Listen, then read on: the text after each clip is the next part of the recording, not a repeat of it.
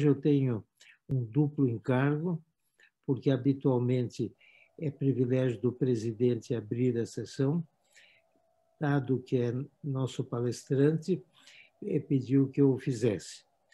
E hoje temos a 10ª reunião, que é já para nós um sentimento de que essa longa viagem de alguns meses está em fase próxima de terminar, e diria para as pessoas que não estão habituadas, como de praxe, que esse programa de educação social em saúde está destinado a cumprir uma obrigação estatutária da nossa academia, que é dar ajuda para a população no que concerne à saúde.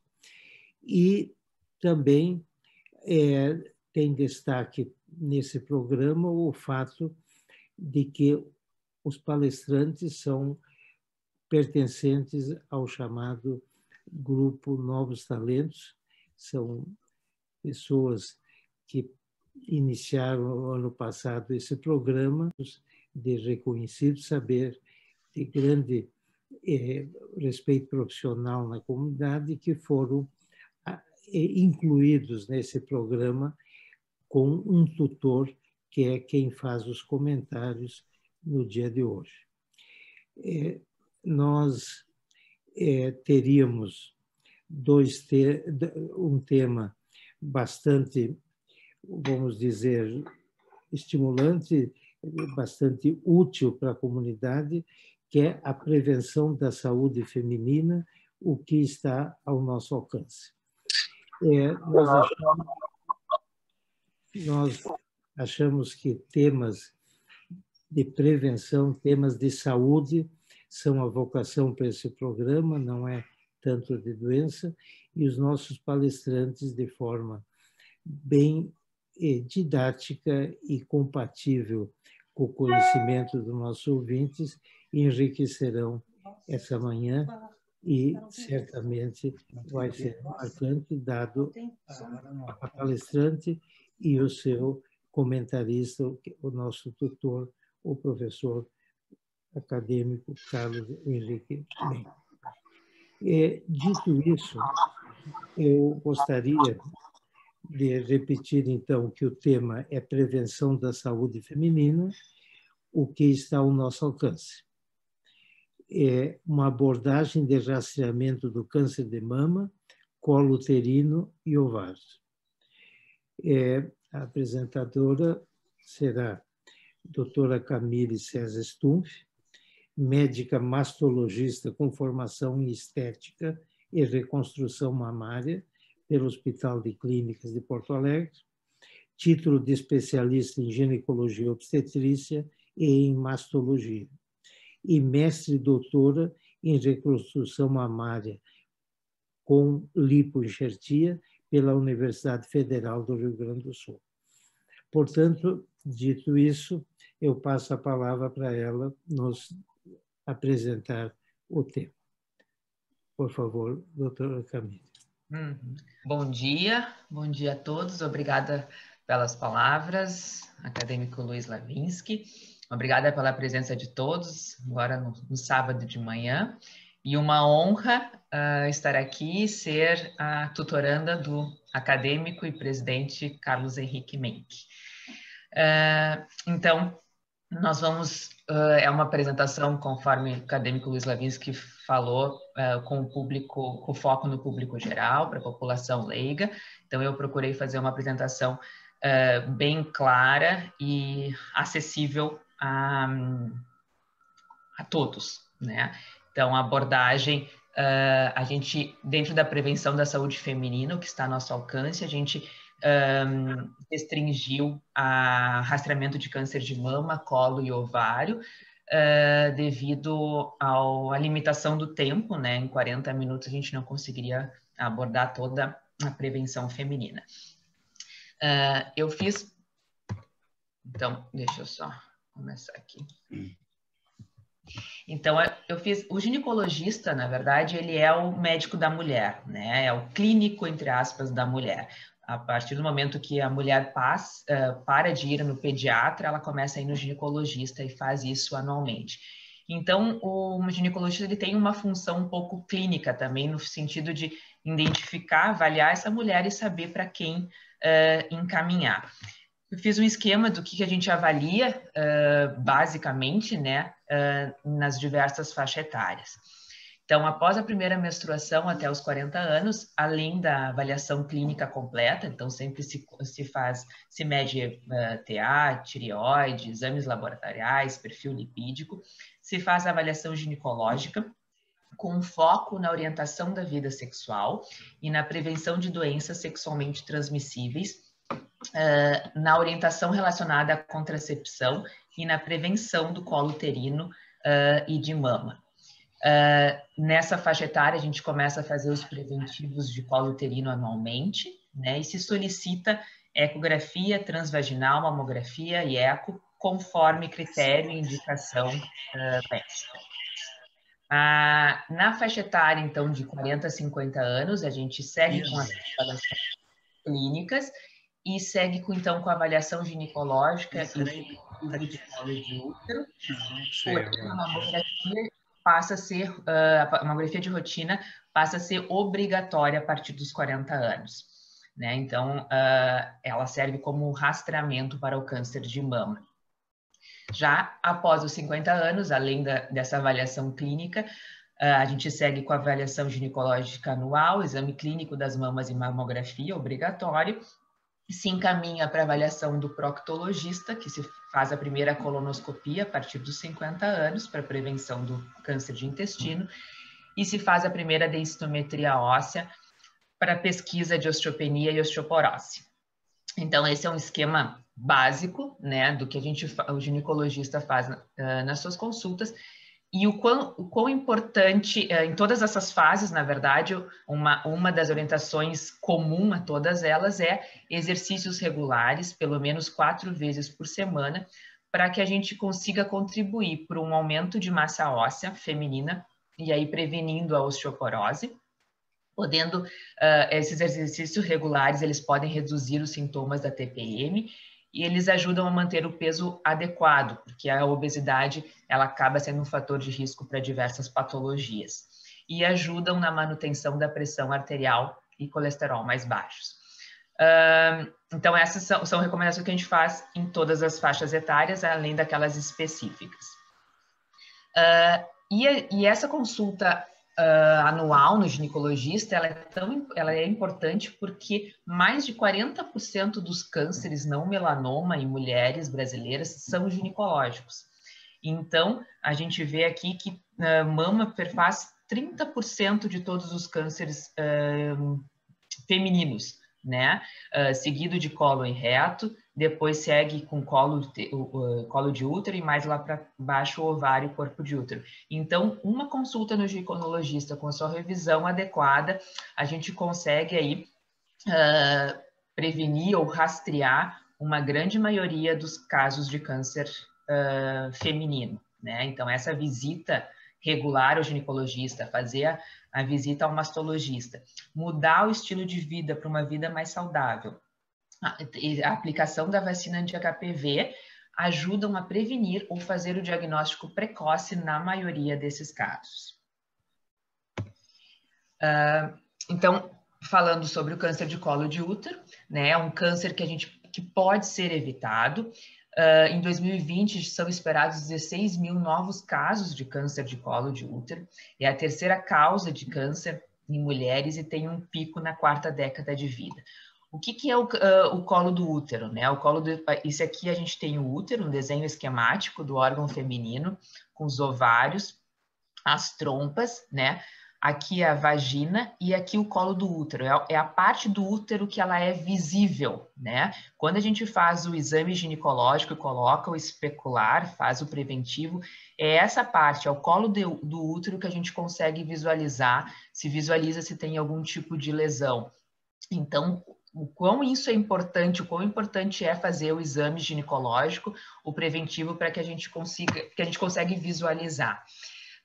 O câncer de colo de útero, ele tem uma relação direta com o vírus HPV, com o papiloma vírus humano, é um vírus bastante incidente, ele é sexualmente transmissível, ele é causador das verrugas, né? Tem as verrugas vulvares, genitais, e como lesão mais no colo do útero, ele também pode levar anos para se manifestar.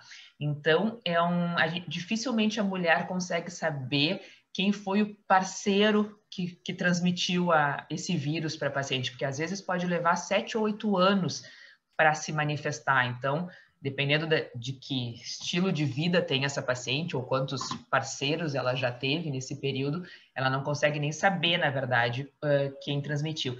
E é uma doença sexualmente transmissível que não é totalmente prevenível pelo uso do preservativo, né? Então, assim, o contato da pele, da vulva com a pele masculina, ela pode transmitir o vírus. Então, por isso acaba sendo um vírus tão incidente. E aí, como rastreamento, então, a gente tem esse preventivo do colo uterino, que a gente faz anualmente no consultório. Ele inicia na rede privada e em vários hospitais terciários, a gente consegue fazer isso anualmente, né? Porém, pelo Ministério da Saúde, é recomendado o preventivo de 21 a 64 anos, tá? O início da coleta com 21 anos, e se 2 exames normais, passa-se a fazer de 3 em 3 anos. É uma questão bastante polêmica, né? Isso porque, na verdade, a gente sabe que as meninas, hoje em dia, acabam iniciando sua vida sexual cada vez mais cedo, às vezes com 12, 13, 15 anos. Então, assim, a gente iniciar uma coleta, um rastreio para câncer de colo uterino só com 21 anos, talvez a gente perca aí um tempo precioso de diagnóstico, né? Mas, enfim, existe toda uma política pública aí com dificuldade de fazer essa coleta anual em todas as mulheres. Existem diversos tipos de lesões, existem as lesões de baixo e alto grau. As de baixo grau, elas podem regredir, 90% regridem sozinhas, e as de alto grau, então, 10% de chance de se tornar câncer. Por que são lesões de baixo e alto grau? Porque são diversos tipos de vírus. Nós temos em torno de 100 tipos de vírus de papiloma vírus humano. Alguns, eles são mais oncológicos, eles podem provocar mais o câncer, e outros mais as verrugas, mais lesões de baixo grau. Então, dependendo do que tu te contamina, né, vai depender a lesão que provoca. E aí o tipo de tratamento depende desse tipo de lesão, qual lesão que tu tens. E raramente aparecem, sintomas raramente aparecem em casos precoces, né? O sangramento pós-relação sexual, que é um sintoma comum, ele aparece já em casos um pouco mais avançados.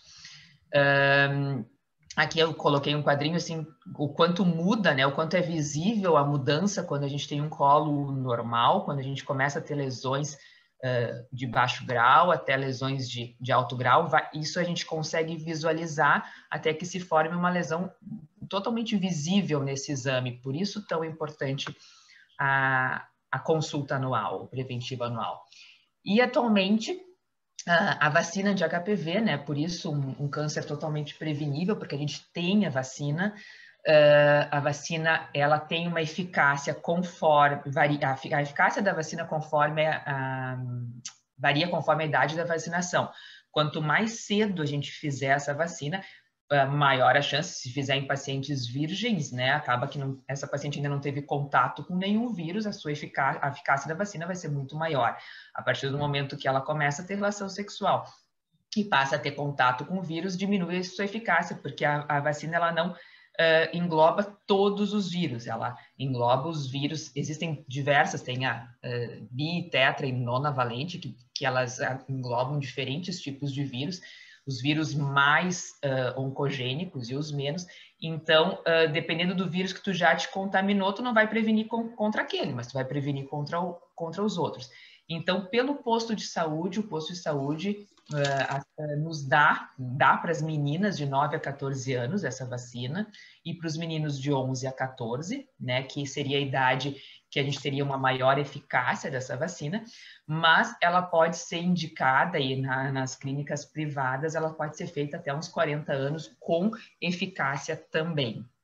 Tá? É uma vacina que se faz geralmente em 2 a 3 doses, é uma vacina que custa em torno, não é uma vacina barata, custa em torno de R$600 cada dose, é uma vacina que ainda é cara, mas importante. O câncer de ovário, então, que é esse órgão aqui, que também faz parte do órgão feminino, genital feminino, é um câncer bastante temido, com uma alta letalidade, né? Ele tem um diagnóstico precoce bem difícil, né? 3/4 dos cânceres de ovário são detectados já em estágio avançado, né? Então, por isso ele é tão temido. A maioria deles acaba acontecendo na pós-menopausa, após 50, 55 anos, e 15% apresenta histórico familiar, né? É um câncer que ele pode apresentar alguns sintomas inespecíficos, né, como inchaço e dores abdominais e lombares, redução no apetite, sensação de bexiga cheia ou mau funcionamento do intestino. Mas não tem nenhum exame de rastreio, não tem nenhum exame que a gente consiga identificar uma alteração ovariana, um câncer ovariano por imagem ou por exame de sangue. Então, caso comece a apresentar esses sintomas e esses sintomas forem persistentes por mais de 15 dias, é importante consultar o ginecologista. E aí o tratamento, seja cirurgia, quimioterapia e radioterapia, dependem do estágio que a gente conseguiu fazer o diagnóstico dessa doença, desse câncer. E aí, passando para a minha área específica, né, como mastologista, e não digo o mais importante, mas o mais incidente, né, porque ele é o tipo de câncer que mais acomete as mulheres em todo o mundo, não é só no Brasil, é no mundo inteiro o câncer que mais acomete. Só no Brasil, para o biênio agora, 2020 e 2021, se estima 66 mil novos casos, né? É muita gente, né? Se fala que ao longo da vida, em torno de 1 a cada 9 mulheres vai ter câncer de mama. Então, né, eu gosto de falar às vezes para minhas pacientes, se a gente pensar que a gente está num aniversário com 10 mulheres, 1 daquelas mulheres vai ter câncer. Então, assim, a gente sempre vai conhecer uma mulher com câncer de mama. E é por isso que o Brasil se veste de rosa, né? Outubro Rosa é um mês bastante conhecido, todos os pontos turísticos se vestem, se iluminam de rosa, como forma de lembrança para que a mulher faça o rastreamento, uma forma de conscientização para o câncer de mama. O mundo, né, também se veste de rosa, são diversos pontos turísticos no mundo inteiro que se iluminam de rosa, porque a mulher, o câncer de mama acaba comovendo o mundo. Comovendo por quê? Porque o câncer de mama, ele mexe com a feminilidade, ele mexe com a sexualidade, ele mexe com a maternidade. Então, são 3 pontos muito importantes na vida da paciente, na qualidade de vida da paciente. Então, por isso essa comoção mundial pelo Outubro Rosa e pela conscientização do rastreamento do câncer de mama. Por quê? Porque se a gente conseguir conscientizar essa mulher, conseguir conscientizar ela que ela tem que fazer o exame, que ela tem que buscar ajuda anualmente, e a gente diagnosticar esse câncer até 1, 2 centímetros, um câncer bem inicial, a gente tem uma chance de cura que chega até 95% dos casos. Então, assim, o quão é importante a gente fazer isso, né? O quão é importante essa mulher ter essa consciência. A gente consegue, no diagnóstico precoce, ter essa cura. No Brasil, a gente tem diferentes incidências aí de novos casos, né, conforme a região. A gente percebe que na região sul e sudeste, na verdade, a gente tem a maior concentração de casos novos, são 73 casos a cada 100 mil pacientes. É muita gente, é importante que a gente construa essa consciência nas pacientes. Eventualmente, a gente recebe pacientes assim que não vinha no ginecologista e que o clínico solicitou a mamografia. Então, é importante, inclusive, outras áreas que às vezes a paciente vai, outros especialistas, que lembrem disso em pacientes a partir de 40 anos. O que a gente pode fazer para prevenir, entre aspas, né, o câncer de mama? Prevenir, entre aspas, porque na verdade a gente não tem nenhuma vacina, então a gente vai fazer um diagnóstico precoce. Mas na verdade o que a gente orienta o paciente? A conhecer as suas mamas, a se olhar, a se tocar, a consultar um ginecologista ou um mastologista para um exame anual das suas mamas. Não só o seu autoexame, mas que um médico examine as suas mamas. Um médico olhe o resultado da mamografia. Muitas pacientes fazem a mamografia, que é orientado, mas guardam na gaveta. Olham lá o resultado, ou acham, procuram no Google e guardam. Então, assim, é importante que um ginecologista ou mastologista veja essa paciente, veja esse exame.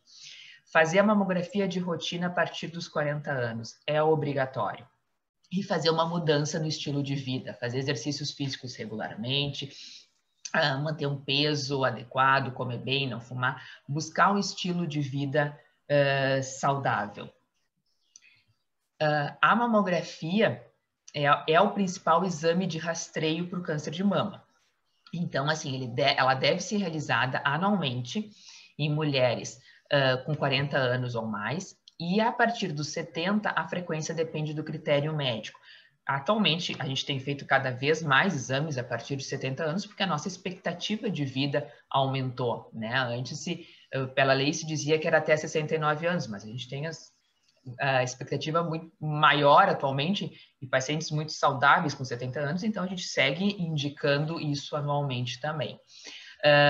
Pacientes com histórico familiar iniciam os exames 10 anos antes do diagnóstico do familiar, né? Então, uma paciente que teve uma mãe com câncer aos 40 inicia o seu rastreio com 30, teve com 45, inicia com 35. Então, a gente acaba tendo um olhar, tem uma indicação de iniciar um pouco antes.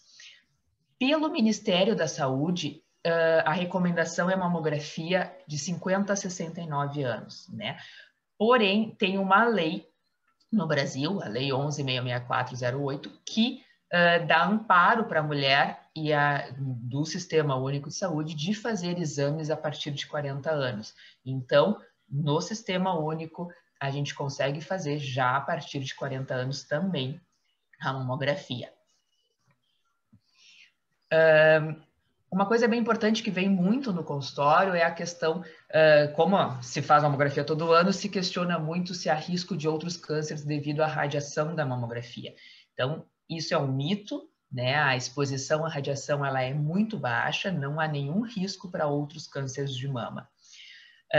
Vem muito também a questão de dor da mamografia. A mamografia é um exame muito rápido, ela pode provocar algum desconforto em algumas mulheres, dependendo da sensibilidade individual de cada uma, porém a dor ela é bem tolerável e ela é breve. E a mamografia, ela deve ser feita em pacientes acima de 40 anos, mesmo em pacientes que tenham mamas densas. A gente complementa com a ecografia, mas tem que ser realizado. E aí os outros exames, como ecografia, ressonância mamária ou tomossíntese, são exames complementares e aí a gente solicita conforme critério médico. É importante que a mulher conheça os seus fatores de risco, né? O principal fator de risco é ser mulher. Por si só, ser mulher é um fator de risco para câncer de mama. Então, todas as mulheres, todas nós, precisamos ter esse alerta. Homens também podem ter câncer de mama, porém um risco bem menor. Mulher com mais de 50 anos é a faixa etária que acaba tendo mais incidência. Pacientes com obesidade, a gente sabe que o tecido adiposo, né, o tecido a gordura, o tecido adiposo, na verdade, aumenta tem estrógeno, então, que é um hormônio que, eventualmente, o câncer pode se alimentar desse hormônio. Então, quanto mais sobrepeso, quanto mais obesidade, maior o risco de ter esse hormônio circulante em excesso e maior o risco de ter câncer também. E um ponto importante é a questão de ter parentes próximos que tenham desenvolvido a doença, principalmente mãe e irmãs. Então, ter histórico familiar é um risco, sim, é uma coisa importante, porém, não é essencial. A gente, eu coloquei aqui um quadrinho, né? Você sabia que 75% das mulheres com câncer de mama não têm histórico familiar? Eu acho que é uma informação bem importante, porque muitas mulheres pensam, não, eu não tenho histórico familiar, eu estou tranquila. Não, a cada 4 pacientes, 3 não tem histórico familiar. É um câncer esporádico, é um câncer por uma mutação que a paciente tem. Então, é importante que todas as mulheres façam essas consultas regulares. Quando tem alteração genética, então, né? Quando é que a gente pensa em fazer alteração genética, já que a cada 4 mulheres, 3 não tem risco? A gente pensa em mutação quando a paciente tem câncer em idade jovem, tá? E que possui, sim, uma história familiar cheia de casos, seja caso de ovário, caso de câncer de mama. Aí a gente investiga, não se investiga todas as mulheres. E algumas mulheres apresentam alto risco de desenvolver câncer quando tem a mutação BRCA1 e BRCA2, que é a mutação mais conhecida atualmente, que é o risco para câncer de mama.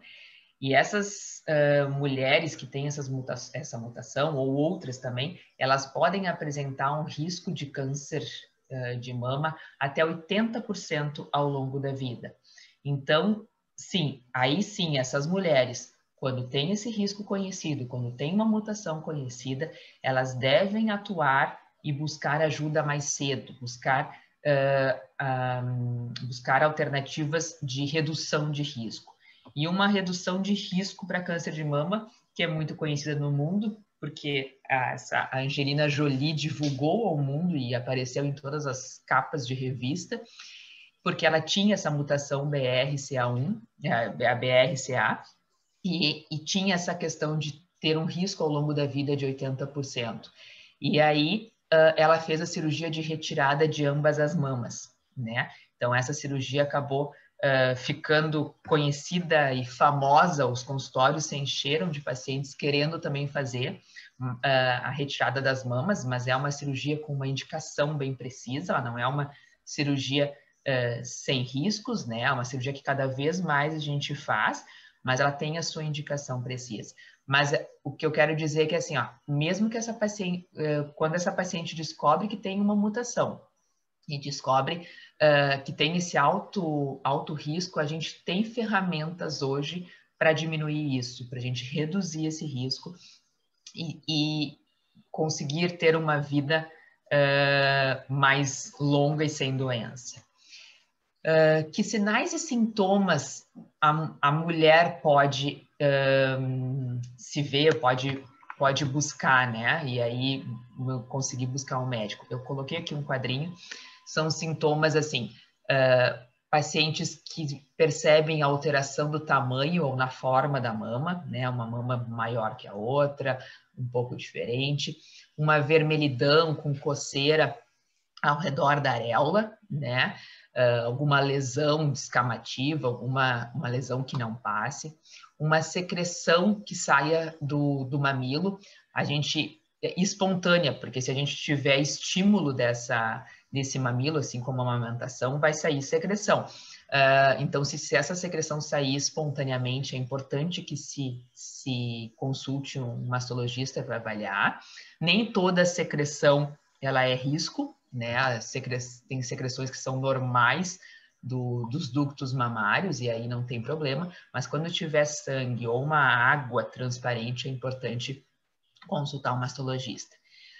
Um inchaço, assim, umas nódulos, né, que a gente chama de gânglios, linfonodos, em região axilar ou região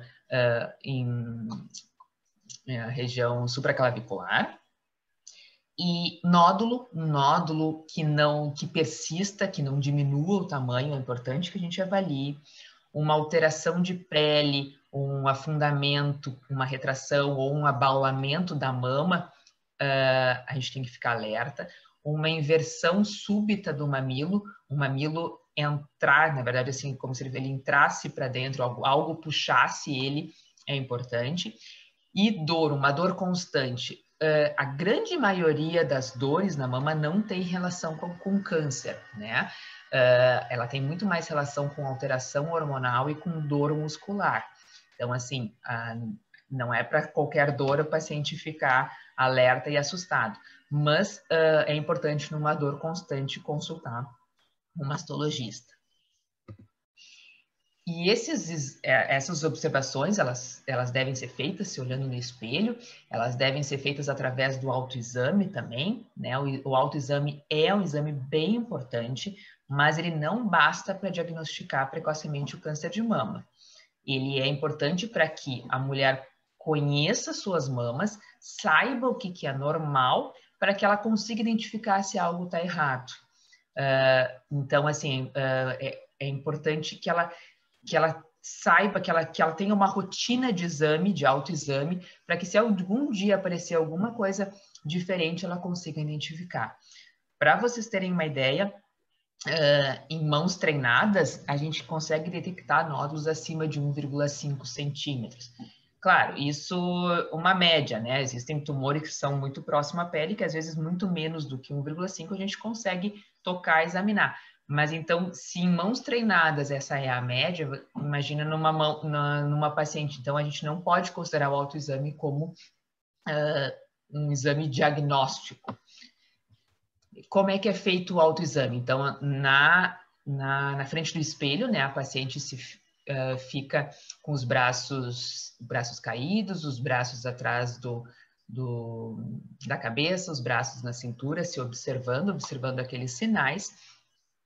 E depois, geralmente embaixo do chuveiro, com água e sabonete, ela faz movimentos circulares, radiais, de cima para baixo, apertando o mamilo, para buscar todos aqueles sinais que eu mostrei anteriormente. Mas antes de qualquer coisa, né, antes da identificação desses sinais, seja qual for, não entre em pânico. Isso que eu digo sempre para o paciente, não entre em pânico, marca a consulta, faça os exames conforme o médico lhe indicar. 80% dos nódulos encontrados nas mamas não são alterações malignas, né? E a biópsia de mama, que é solicitado, é um exame super rápido e ele é bem pouco dolorido. Então, o paciente não precisa ter receio ou medo da biópsia de mama. Aqui eu trouxe um quadro das alterações da mama conforme a idade, para vocês terem uma ideia. Aqui a linha do câncer, linha de fibroadenomas, e aqui a linha de alterações fibrocísticas, alterações benignas. Se a gente pegar aqui a faixa etária de 40 anos, a idade de 40 anos, a gente tem muito menos câncer do que alteração benigna, né? A chance dessa alteração na mamografia e ecografia ser uma alteração benigna é muito maior do que ser uma alteração maligna. Mas é importante por isso que eu digo, é importante que o médico veja, é importante que o paciente faça o exame e leve para o médico ver essa alteração, para que ele consiga fazer essa diferenciação. Mas, e se for um câncer de mama, né? Se for, o que a gente a paciente tem que entender? Que existem diversos subtipos de câncer de mama, que nenhum câncer é igual. O câncer dessa paciente não vai ser igual a paciente que está na sala do lado, a vizinha que teve o câncer, né? Os tratamentos são totalmente individualizados, conforme cada subtipo, cada tamanho, a idade da paciente, a agressividade do tumor. Atualmente, a gente tem diversos tipos de tratamento, sejam eles cirúrgicos, seja com quimioterapia antes ou depois da cirurgia, seja com medicação via oral ou radioterapia. Tá? E a reconstrução mamária, ela deve ser rotina, né? E o paciente deve solicitar isso ao médico. Isso tem uma lei no Sistema Único de Saúde que dá o direito à paciente a ter a sua reconstrução mamária. Então, a paciente pode ficar tranquila e buscar isso. Eu fiz um esquema dos tipos de cirurgia que a gente tem no câncer de mama, né? A gente tem basicamente 2 tipos de cirurgia, que é a cirurgia conservadora, né? A cirurgia que a gente chama de setorectomia ou quadrantectomia, que é quando a gente tem um tumor pequenininho, a gente consegue retirar ele com uma margem de segurança, né? Com uma margem de tecido livre de doença, e que sobra tecido para que a gente consiga reconstruir essa mama e ter um bom resultado estético, né? Então, é uma cirurgia que sobra mama, né? Preserva a mama, e aí a gente complementa esse tipo de cirurgia com radioterapia, né? A fim de que a gente trate todo o tecido mamário. É uma cirurgia que a gente já se faz há mais de 30 anos, né, antes dessa cirurgia, quando se tinha câncer de mama, se pensava em mastectomia, e por isso tão temido câncer de mama. Mas desde lá de 1982, quando se comprovou a eficácia dessa cirurgia e a segurança oncológica dessa cirurgia, então a gente fazer essa cirurgia quando o tumor é pequeno ou fazer uma mastectomia, a gente tem a mesma segurança. Então a gente opta por uma cirurgia conservadora. Uma evolução também da cirurgia mamária é a biópsia do linfonodo sentinela, né? Então, o que é a gente tem uma cadeia de linfonodos, de gânglios embaixo do braço, né? E a gente avalia através de colocação de líquido, enfim, que a gente coloca como se fosse um azul ou uma substância radioativa na mama, para que a gente consiga identificar o gânglio da entrada da axila. Se esse gânglio da entrada da axila estiver doente, esse câncer, essa doença, ela pode já ter liberado células para algum outro órgão, e aí a gente tem mais chance de metástase, enfim, o tratamento já é um pouco diferente, ou se esse linfonodo da entrada da axila não estiver doente, a gente sabe que essa doença está localizada só na mama. Então, é uma doença bem inicial. A outra cirurgia, então, a mais temida é a mastectomia, mas, na verdade, por que ela é temida? Porque quando se fala em mastectomia, a gente tem essa imagem aqui na cabeça, que é um quadro de uma artista, eu achei bacana. É uma imagem que a gente tem uma mama e uma cicatriz reta do outro lado, né? Então, isso é uma imagem que causa medo na paciente, né? Porém, atualmente a gente consegue, através de várias técnicas cirúrgicas, a gente reconstruir essa mama. Existem sim casos que a gente não tem como reconstruir, que a gente acaba num primeiro momento tendo que fazer mastectomia, mas são raros. A grande maioria a gente consegue reconstruir. E a reconstrução, ela tem, ela se dá de diversas formas, conforme a indicação, né? A gente tem a opção de a gente reconstruir a mama com prótese de silicone ou expansor. Então, a gente tem aqui uma mama que a gente consegue tirar todo o tecido glandular, né? O tecido mamário, e a gente substitui por uma prótese. A gente preserva aqui a pele e o mamilo, então o aspecto, a forma dessa mama, esteticamente vai ser muito boa. Às vezes ela fica ainda melhor, na verdade, dependendo da mama como ela antes. Enfim, a gente acaba, é uma cirurgia praticamente estética junto, né? Então essa é uma cirurgia que a gente faz muito atualmente. Existem também as indicações de a gente retirar o músculo das costas e passar para a mama, ou o músculo da barriga passar para a mama. Então, são técnicas que a gente tem no nosso arsenal hoje para oferecer para essa paciente, todas as técnicas com as suas indicações precisas, para que a gente busque um aspecto, uma estética favorável e satisfatória para a paciente. E a outra técnica atualmente de reconstrução, mais recente, na verdade, que é a lipoenxertia, né, que a gente chama de o Photoshop da mama, é que a gente faz o quê? A gente lipoaspira a gordura do abdômen, dos flancos ou dos culotes, né? Então sai a gordura aqui da lipoaspiração, a gente passa numa centrífuga, essa gordura ela acaba sendo separada aqui entre sangue, tecido adiposo, né, e óleo, ela acaba sendo separada nessas 3 fases. A gente despreza o óleo e o sangue, e a gente coloca essa gordura na mama como reconstrução. Então, assim, uma cirurgia, essa aqui é aquela cirurgia conservadora que eu mostrei antes.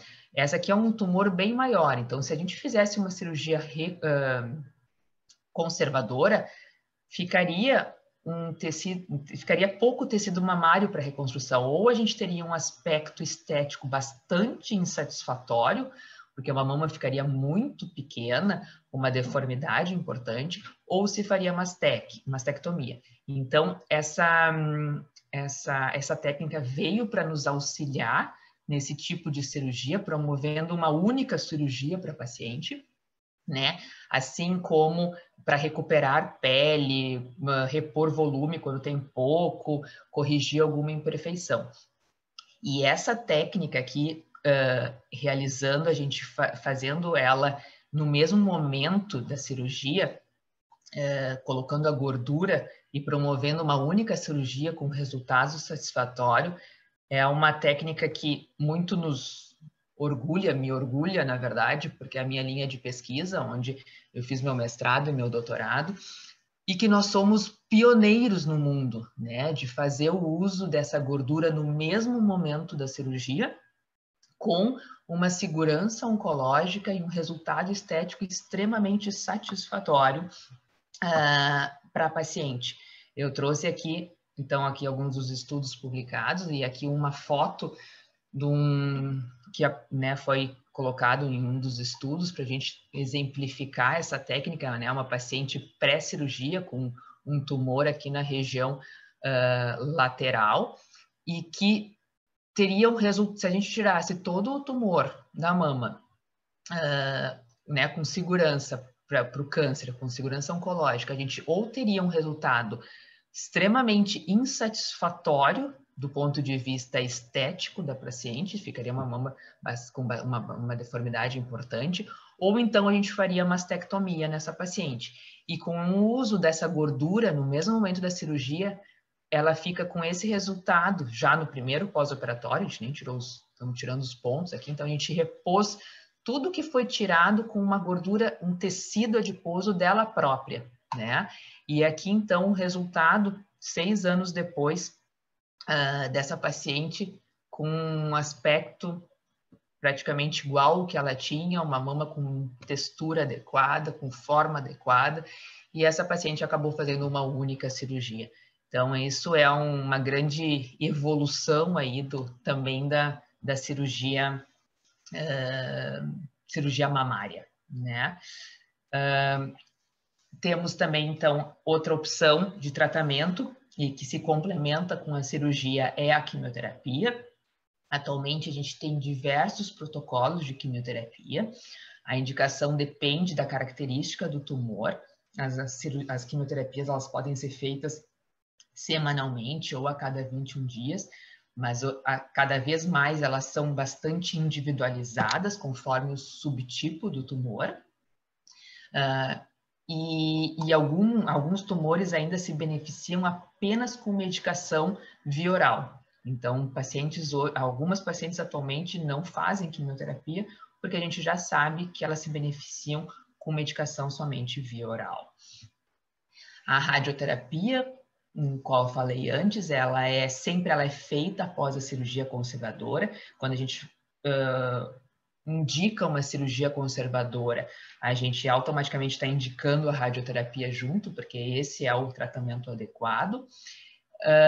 Ela é indicada também, eventualmente, quando a gente faz mastectomia, quando ela tem o tumor tem um acometimento extenso à pele, tumores grandes ou com invasão axilar. É um tratamento que não causa mal-estar físico, é um tratamento tranquilo, é como se fosse uma queimadura local, né? É um tratamento que ela entra aqui na máquina por 10 minutos. Ele acaba sendo um tratamento chato no sentido de que ele é feito diariamente por 25, 30 dias corridos. Então, ele é um pouquinho desgastante nesse sentido, mas é um tratamento tranquilo. Então, assim, não há dúvida que um câncer provoca grandes mudanças na vida da pessoa, né?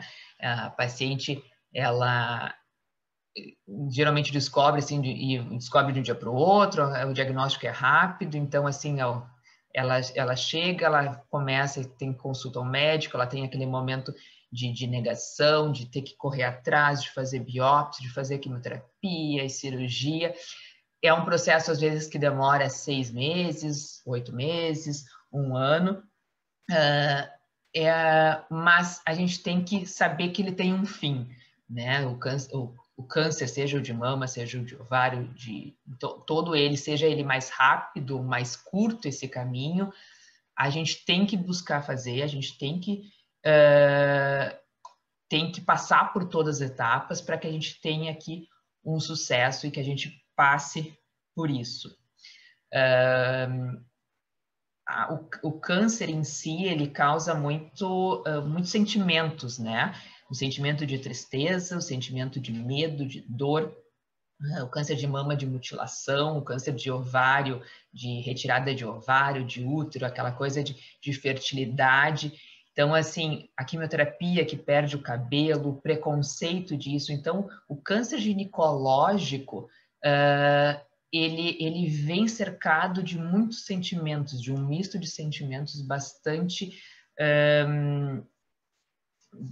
desafiador para a mulher, na verdade, né?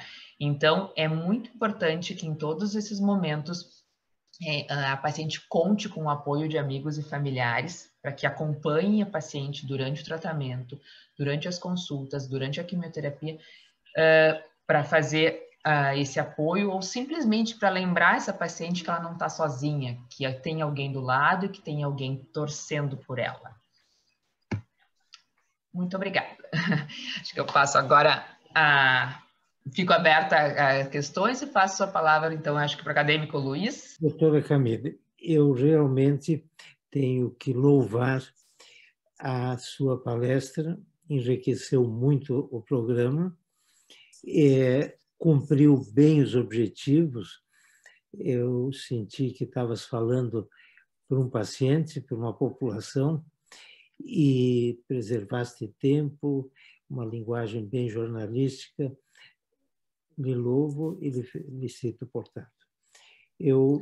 Para enriquecer ainda mais essa manhã, agora nós teremos o privilégio de ter o professor acadêmico Carlos Henrique Menck, que fará comentários complementando ou reforçando alguns conceitos, e é uma pessoa de grande experiência na área específica dessa área, como médico especialista em mastologia pela Sociedade Brasileira de Mastologia, professor do Departamento de Ginecologia e Obstetrícia da Faculdade de Medicina da Universidade Federal do Rio Grande do Sul, fundador e ex-chefe do Serviço de Mastologia dessa mesma instituição, doutor em Medicina, Mastologia, pelo Programa de Pós-Graduação de Ciências Médicas da URGS e autor do livro Rotinas em Mastologia.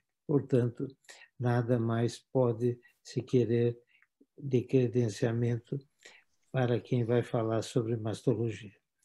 Professor Menck, está com a palavra. Bom dia a todos. É uma imensa honra participar dessa 10ª de Educação e Saúde destinado à nossa comunidade gaúcha. É uma imensa alegria, por outro lado, como professor veterano, vocês imaginem isso, né? Passei a vida inteira no Hospital de Clínicas, na Faculdade de Medicina, dando aula, ensinando residentes, e ver uma ex-aluna hoje aqui conosco fazer uma palestra dessa qualidade. Parabéns, Camille. És um orgulho do nosso grupo. Obrigada. Foi concisa, objetiva e se expressando numa linguagem entendível pela população que é o nosso alvo desse curso. Então, ela foi tão completa que a mim só cabe alguns pequenos comentários a respeito do que ela apresentou. Eu faria 3, na verdade. O primeiro seria o impacto psicossocial do câncer de mama. Vocês viram, a Camille mostrou aquela repercussão do Outubro Rosa no mundo inteiro, que se cobriu dessa cor. Então, chamando, conscientizando a mulher para esse tipo de ameaça. Isso ocorre por quê? Por 2 razões principais. A primeira é a alta incidência dessa moléstia e também as suas repercussões, os seus efeitos colaterais, né? O medo, a angústia que esse diagnóstico é o símbolo da mulher, que são as mamas. Isso ninguém discute. As mamas são o cartão de apresentação da feminilidade. A comissão de frente, como eu chamo. A mama, gente, foi a primeira a se expor nessa trajetória da humanidade.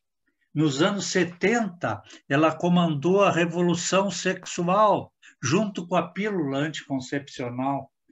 Foi ela a que desbravou todo esse aspecto de comportamento humano. Então, isso é muito importante. A mama também tem um aspecto de ela ser um órgão visível. A nossa palestrante mostrou o câncer de colo de útero, de ovário, mas a verdade é que eles são invisíveis. Então, aquilo não representa, no imaginário feminino, uma ameaça, entre aspas, tão grande, né? Todos sabemos da sua letalidade. Nesse aspecto de impactamento psicossocial, há anos atrás, eu criei uma expressão para descrever, sintetizar essa situação de um diagnóstico de câncer de mama que eu denominei de prontomama, pronto-socorro de mama. Porque todos vocês sabem que o câncer de mama não é uma urgência biológica, eu diria. Mas, do ponto de vista emocional, é uma emergência. No momento em que uma mulher descobre um tumor, um nódulo, caroço, ou recebe um resultado de mamografia alterado, aquilo desencadeia no íntimo dela uma avalanche de ansiedade, de incertezas quanto ao futuro, ao que ela vai enfrentar. Então, isso requer uma solução imediata. Então, as consultas são apressadas, as cirurgias agendadas, às vezes, em horários bem esquisitos, só para aliviar essa carga de ansiedade. Claro que isso, em termos de consultório, de clínica privada, é possível. Às vezes, em termos de saúde pública, não conseguimos lograr esse objetivo de priorizar o tratamento do câncer de mama. Às vezes, as nossas pacientinhas têm que esperar até 2 meses para uma biópsia. É assim, nós estamos trabalhando muito nisso. A nossa equipe lá no Clínicas, enfim, toda a comunidade mastológica vem tentando, junto aos órgãos públicos, junto aos políticos, abreviar esse tempo. Mas, infelizmente, é assim. Esse prontomama, eu, por exemplo, só um exemplo pequeno, eu uma vez tive que abrir o consultório num sábado de manhã para atender a esposa de um médico. Mas, tanto fazia do ponto de vista da doença em si, atendê-la no sábado ou na quarta, quinta-feira, mas a carga emocional era tão pesada que não tinha como aguentar. E lá foi o MEN que atender com o maior prazer, orgulho, porque esta é a nossa missão. Um aspecto que a Camille ressaltou muito nesse impacto psicossocial é que a mulher, quando enfrenta essa verdadeira tragédia pessoal, que é o câncer de mama, ela tem que contar com uma rede de apoio, a começar pela família, pelo marido, pelas filhas, pelas irmãs. Interessante, lá no Clínicas nós notamos que as pessoas que mais acompanham as pacientes acometidas da enfermidade são as filhas. As filhas, quando é permitido tal, né? Às vezes é o contrário, né? A mãe é que acompanha a filha, mas o habitual é esse. Então, o que é importante é essa rede de apoio complementada pelas outros tipos de suporte, como ONGs, equipes de reabilitação dentro do próprio voluntariado, dentro do próprio hospital. Então, isso é um aspecto fundamental que a Camille analisou. Outro fator que eu queria salientar, bem brevemente, é que a mastectomia profilática preventiva, que a Angelina Jolie descobriu para o mundo, isso motivou uma romaria aos consultórios, ela, na verdade, e isso as pacientes, o público leigo, tende a fantasiar a respeito, dizendo, bom, eu vou lá, tiro as minhas mamas e está zerada a questão. Não, essa é a maldade da coisa. A garantia de tirar as 2 mamas, gente, é de apenas 90%, 95%. 90%, 95%. Por quê? Pela seguinte razão, porque por mais hábil que seja o cirurgião, no caso a cirurgiã, a doutora Camille, ela não consegue tirar todo o tecido mamário, toda a célula mamária, vamos exagerar, sempre fica tecido, e daí aquele risco restante, por isso que não é 100%. Então, antes de fazer uma cirurgia, digamos, tão seletiva, de caráter excepcional, como essa retirada das mamas, as pacientes têm que ser muito bem esclarecidas a esse respeito. Bom, minha última observação é sobre as repercussões do Covid-19, da pandemia e no câncer de mama. Todos vocês estão lembrados que a epidemia explodiu ali por meados e aí houve o fechamento, todo mundo se isolou, os hospitais se adaptaram e priorizaram o Covid. Eu vou tomar como exemplo o Hospital de Clínicas de Porto Alegre, que é a minha casa há quase 50 anos. Então, lá, aquela instituição foi escolhida como centro de referência para o tratamento, manejo do Covid, e essa condição fez com que as outras patologias crônicas, entre elas o câncer de mama, cardiopatia, sei lá, ficassem em plano secundário. Isso determinou consequências que até este momento não podemos avaliarmos os números. Aqui eu tenho que o professor Biazuz, o chefe do serviço, me passou ontem, que nós tivemos uma redução de 50% nos atendimentos ambulatoriais, cirurgias e outros procedimentos. Então, pacientes que já tinham diagnóstico, biópsia, encaminhado, tudo foi suspenso. E essas pacientes ficaram por aí porque tinham que ficar isoladas. Vejam só que drama, com um diagnóstico pesadíssimo dele.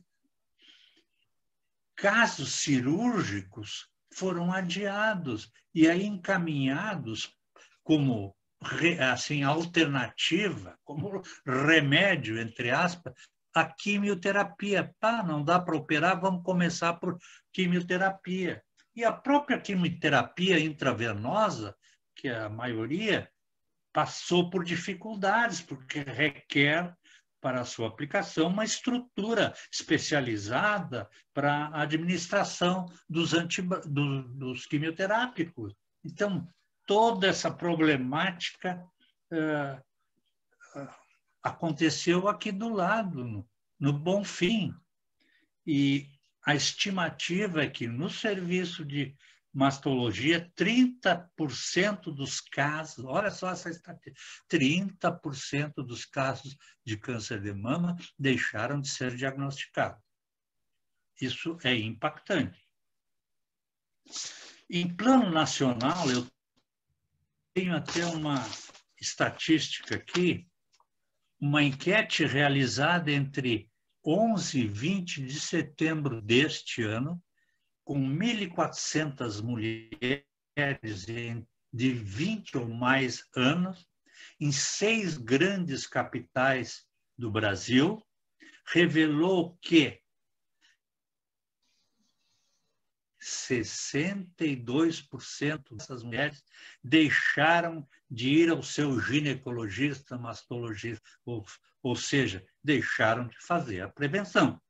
E se o subgrupo das mulheres com mais de 60 anos, esse percentual se elevou a 73%. Então, vejam a repercussão dessa pandemia. Num exemplo apenas, tem as outras patologias que estão por aí, mas só no câncer de mama que tem toda essa repercussão.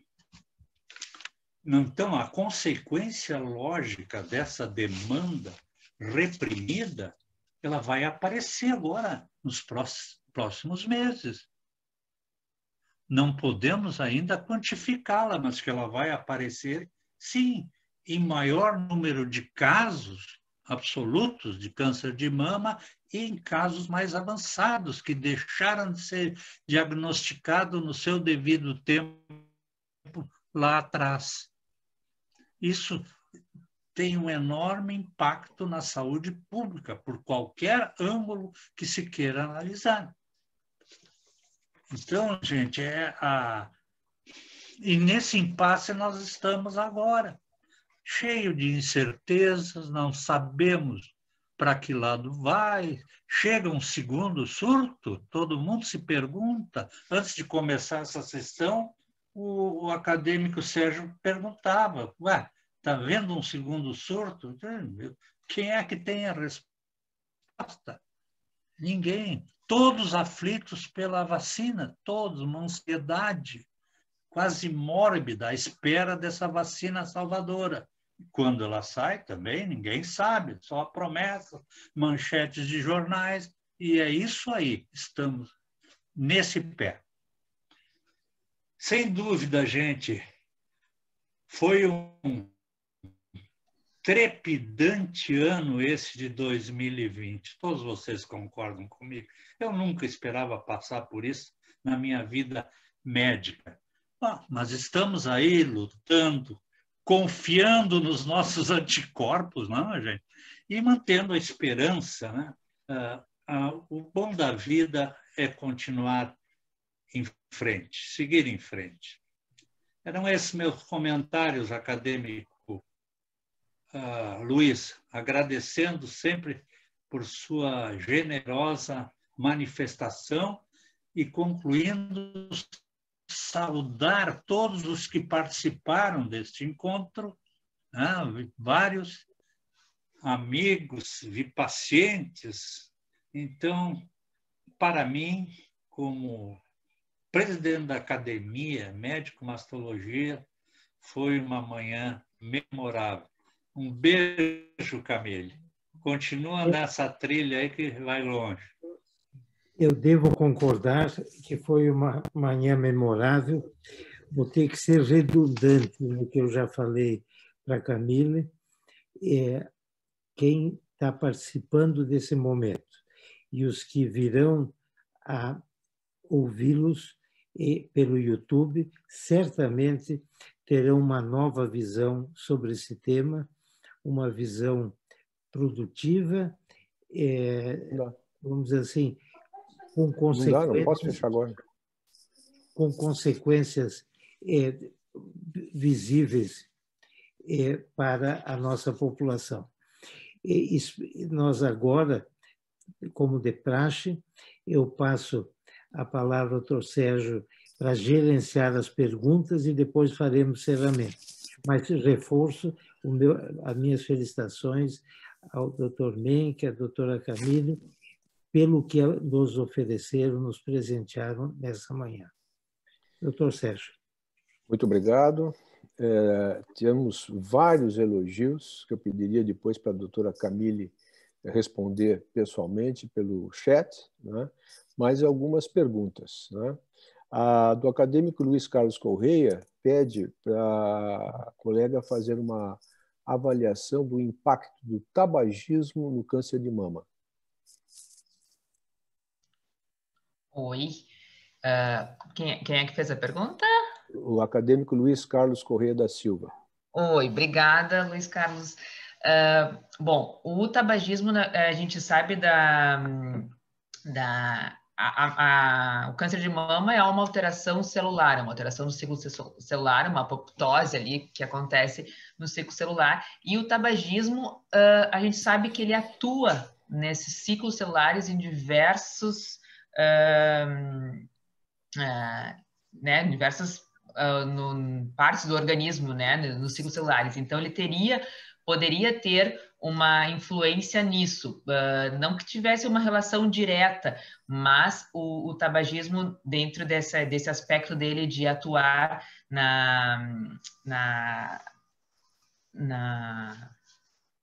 fugiu a palavra, em que ele influencia nessa apoptose celular, e o câncer de mama é uma quebra desse ciclo celular, é uma mutação nesse ciclo celular que provoca a replicação celular. Então, ele teria atuação nisso, mas não tem uma coisa direta que seja o tabagismo seja relacionado direto com o câncer, mas sim com essa questão celular que o tabagismo provoca no organismo. Outra pergunta foi encaminhada pelo Dr. Valdomir Manfroy, que elogia a conferência, que até testemunha que teve casos na sua família, e aí pergunta o seguinte: quais são as estatísticas sobre câncer de mama em mulheres jovens? Estatística, a gente percebe que existe um aumento, e talvez pelo número maior de acesso das pacientes, né, em pacientes jovens, e os exames cada vez mais com uma imagem melhor, a gente consegue visualizar melhor as alterações, mesmo em mamas densas, então a gente acaba fazendo um diagnóstico mais precoce dessas pacientes, mas uma estatística de que tenha aumentado em pacientes abaixo de 40, a gente não tem. A gente percebe isso no consultório, a gente percebe uma população mais jovem, mas estatisticamente a gente não tem esse, pelo menos, não sei, doutor Menck, se o senhor conhece alguma estatística que aumente abaixo de 40 anos, além da nossa vivência diária de ver as pacientes. Tem aquele levantamento que nós fizemos daquele 1.700 casos, aquela coorte histórica lá do serviço, Camille, em que no período foi de 72 a 2003 a avaliação. E na primeira amostragem, dos primeiros anos até os anos 80, a incidência de câncer de mama em pacientes jovens, e aí vai depender um pouco de o que se considera câncer em jovem. Uns dão como ponto de corte 40 anos, outros 35. Na nossa avaliação, o ponto de corte foi 40 anos, então sobe um pouco. Bom, na primeira avaliação, nós tivemos 4% de incidência nessa faixa etária. E no último período, até 2003, essa incidência foi para 12%. É a única estatística que eu conheço. E a nossa. O acadêmico Paulo Roberto Prates transmite a impressão que hoje o câncer de mama está mais frequente, mais percebido do que no passado, apesar de que as mulheres hoje estão preocupadas com alimentação e exercício físico. Quais foram os fatores para aumentar essa impressão pela sociedade? Era menos frequente no passado. Antes se percebia menos o impacto do câncer de mama do que hoje. Isso se deve ao aumento da prevalência, aumento da percepção? Acho que a pergunta vai nesse sentido. Eu acho que é o aumento de diagnóstico, né? As mulheres estão mais preocupadas, mais preocupadas consigo, mais frequentes os exames diagnósticos, e a gente acaba fazendo mais diagnóstico, e aí por isso um aumento do número, mas eu acho que não pelo fato da alimentação ou exercício físico. Na verdade, a preocupação com alimentação e exercício físico, elas inclusive ajudam, na verdade, a ter uma vida mais saudável, mas não que elas sejam um fator de risco, não um fator de risco, mas uma preocupação, que ali como é que foi, que preocupavam nem com a alimentação. Antes elas não se preocupavam e agora se preocupam e teriam mais risco. Acho que não, acho que na verdade a alimentação, ela tinha no passado uma alimentação mais saudável, isso é verdade, né? Hoje em dia a gente tem muito embutido, tem muita... a gente nunca sabe se a gente está se alimentando de algo saudável, porque as alimentações são cheias de agrotóxicos, e inclusive as verduras, então a gente tem esses fatores de alimentação que talvez interfiram até num aumento, né? Se especula assim que talvez a alimentação, comer carne vermelha poderia aumentar o risco, mas não tem nada que tenha uma evidência científica que justifique. Posso complementar, Sérgio? Sim, claro. Claro. É assim, ó. É uma impressão um pouco concreta, né? Uma pessoa que vivia numa cidade pequena do interior, a gente praticamente sabia, assim, morreu a esposa do fulano, e nós não tínhamos essa incidência de câncer de mama no passado. Então, claro, eu sei que aconteceu, a mulher começou a fumar mais, começou a trabalhar, mas o que a senhora atribui isso? Porque as mulheres praticamente não faziam exercício físico, nem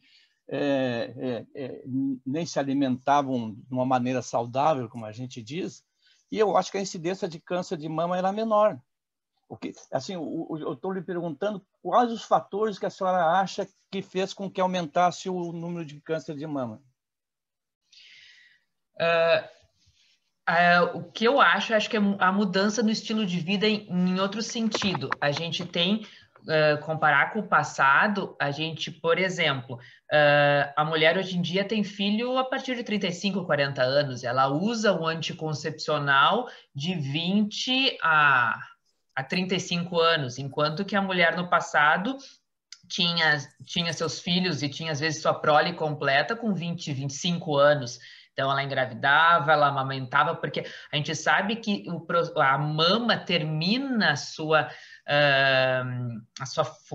na verdade, a sua formação com a amamentação. Então, talvez a mulher amamentar com seus 20, com seus 25, faça uma proteção maior do que a gente vir amamentar lá só com seus 35, 40. E talvez esse tempo tão longo para a gente começar, para engravidar, porque a gente sabe que a nuliparidade ela também é um fator de risco, né, para o câncer de mama. Então, hoje em dia, cada vez existiu, acho, uma mudança no estilo de vida das mulheres, além dessa gestação muito tardia, o uso de anticoncepcional por muitos anos. Não que a gente tenha evidência que o anticoncepcional tenha um risco direto, mas houve essa mudança nos últimos 30 anos, né, na população. Então, e a alimentação, ela é uma alimentação que hoje em dia a mulher se preocupa mais, com certeza, de querer algo mais saudável, mas o acesso à alimentação hoje ela não é mais saudável do que aquele que comia no interior. Lá no interior, a verdura ou a carne, o que era que buscava na horta, era mais saudável do que a gente hoje come comprado no super. Então, acho que houve uma modificação também nessa alimentação, por mais que a gente busque uma alimentação hoje mais saudável. Não sei se... Posso acrescentar alguma coisa aí, coordenador? Certamente. Além de todos esses fatores que a Camille citou, que são realmente importantes, existe um fator comportamental acadêmico-prático. Há 30, 40 anos atrás, as pessoas escondiam esse diagnóstico. Ele não era divulgado. Vocês concordam com ele? Era uma coisa mantida na família, aquilo se mantinha em silêncio e tal. Hoje mudou tudo.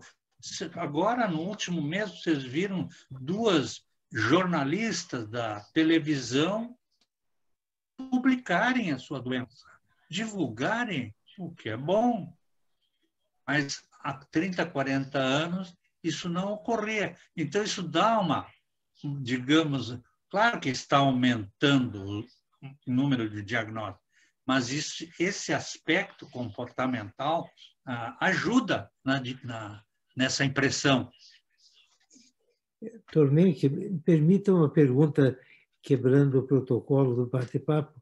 Não é por aumento também da longevidade, dá mais tempo de aparecer mais gente com câncer, do que antigamente que se vivia no máximo 60 anos?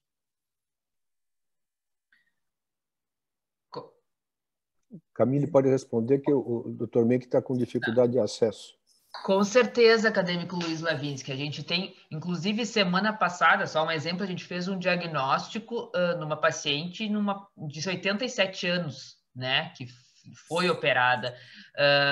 Essa paciente, antigamente, né, talvez ou não fosse operada ou ia morrer com o câncer. sem falar isso para ninguém. E, na verdade, a paciente com 87, que tinha uma vida, está vivendo ainda saudável, tem uma vida de qualidade, buscou ajuda e está se operando. Então, assim, existe aí tanto é que a indicação de mamografia até 69 anos ainda pelo Ministério da Saúde. Por quê? Porque se dizia que até 69 anos a gente podia tratar. Depois disso, a paciente ia morrer. E não, né? Hoje em dia, a expectativa é muito maior. Então, hoje a gente opera paciente com 70, 75, 80, porque a gente sabe que essa paciente tem ainda 10, 15, 20 anos, às vezes, de vida. Então, sim, aumentou o diagnóstico também pelo aumento da expectativa de vida. Com certeza. Perfeito. O o acadêmico Luiz Carlos Corrêa da Silva, ele faz um lembrete, né, que lembra que o aumento da prevalência aconteceu com diversos tipos de câncer, pulmão, laringe, pâncreas, cólon, etc. Né? Apenas uma colaboração. Bom, as demais manifestações são todas elogiosas à conferencista, e entre elas eu destaco o depoimento pessoal do acadêmico Gilberto Barbosa, que diz que o professor Menck operou com imenso sucesso 3 mulheres da minha família. E cumprimenta a conferencista. Com isso, se encerram os comentários e as perguntas, e eu devolvo a palavra ao Dr. Lavinsky, ao acadêmico Lavinsky. Bem, o que me resta é encerrar essa manhã, que foi, como disse antes, memorável, e agradeço aos palestrantes, agradeço aos presentes, e vamos continuar com mais 3 episódios desse processo, desse programa de educação social para a saúde, para terminar em dezembro todo esse projeto de 13 palestras. Obrigado e um bom fim de semana a todos.